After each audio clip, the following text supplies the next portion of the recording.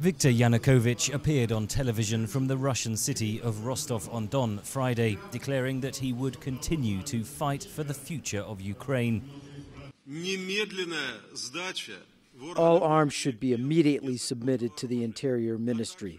All the government buildings should be liberated. All squares and streets should be cleared of barricades.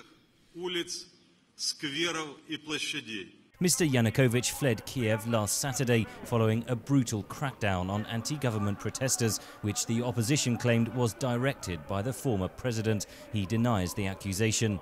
Protesters say up to 80 people were killed by snipers and police. Opposition leader Vitaly Klitschko said Ukraine would seek the former president's extradition.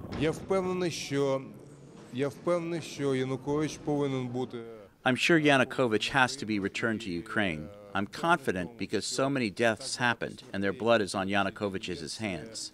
That's why he must be returned to Ukraine. Ukraine's parliament voted this week to attempt to put Mr. Yanukovych and his co-accused on trial at the International Criminal Court in The Hague.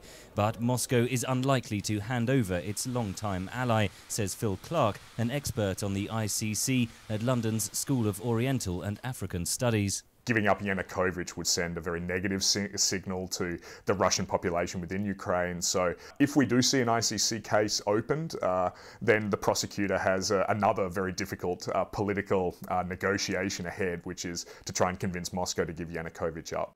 In the meantime, Clark says there is still much Ukrainian authorities can do. There'll be a lot of eyewitnesses who currently could be tracked down. There'll be a lot of physical evidence from the crackdown against the protesters last week. So the sooner that the Ukrainian authorities react and start to gather that evidence, it would ultimately make the ICC's work a lot easier. Ukraine is not yet a signatory to the ICC and would first have to sign up or allow the court jurisdiction. Even then, analysts say judges at The Hague would likely require that the former president face trial within Ukraine.